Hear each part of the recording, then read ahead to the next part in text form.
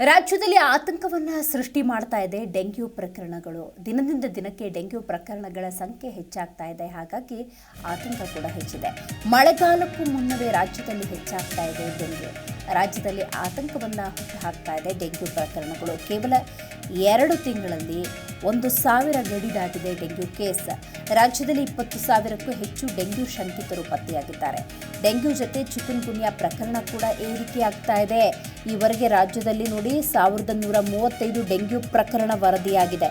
ಬಹಳ ಮುಖ್ಯವಾಗಿ ಬಿಬಿಎಂಪಿ ವ್ಯಾಪ್ತಿ ಅಂತ ನಾವು ನೋಡ್ತಾ ಹೋಗೋದಾದರೆ 250 ಪ್ರಕರಣಗಳು ಡೆಂಗ್ಯೂ ಪ್ರಕರಣಗಳು ದಾಖಲಾಗಿದ್ದಾವೆ. ಕಳೆದ ವರ್ಷ ರಾಜ್ಯದಲ್ಲಿ 15,000ಕ್ಕೂ ಹೆಚ್ಚು ಪ್ರಕರಣ ವರದಿಯಾದ ಬಗ್ಗೆ ಮಾಹಿತಿ ಇದೆ. ಇನ್ನು ಈವರೆಗೂ ಸುಮಾರು 20,000ಕ್ಕೂ ಹೆಚ್ಚು ಡೆಂಗ್ಯೂ ಶಂಕಿತರು ಪತ್ತೆಯಾಗಿದ್ದಾರೆ.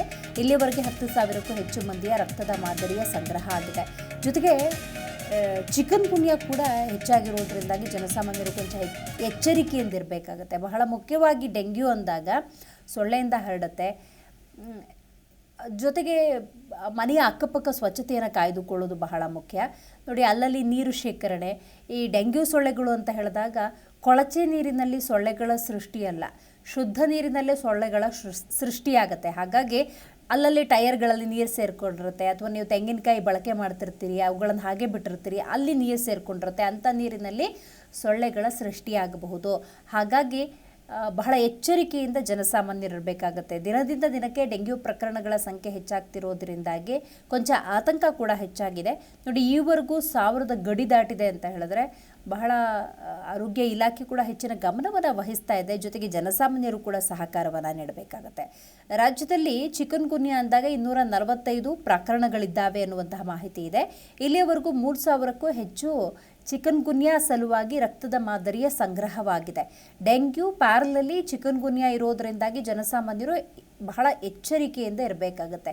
ಆರೋಗ್ಯ ಇಲಾಖೆ ಕೂಡ ಯಾವ ರೀತಿಯ ಕ್ರಮವನ್ನು ತೆಗೆದುಕೊಳ್ಬೇಕು ಆ ನಿಟ್ಟಿನಲ್ಲಿ ಗಮನ ಹಾಕುತ್ತೆ.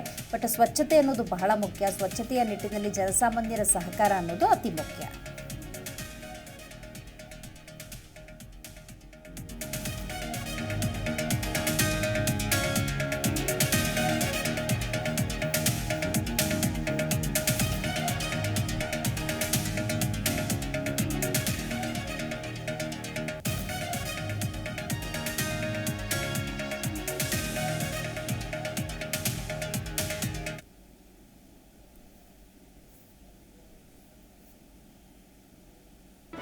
ಜಿ ಕನ್ನಡ ನ್ಯೂಸ್ ಈಗ ನಿಮ್ಮ ಮನೆಯಲ್ಲೇ ನೋಡಿ.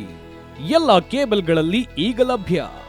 ಸನ್ Direct 292, Jio TV 1334, U digital 162, city cable 51, GTPL 17, Abhishek cables 821, Rockline telecommunication 51, Shri Basaveshwara number 60, Vinayaka digital number 53, in digital number 896ರಲ್ಲಿ. ನಿಮ್ಮಿಸ್ತದ ಜಿ ಕನ್ನಡ ನ್ಯೂಸ್ ನೋಡಿ ಆನಂದಿಸಿ.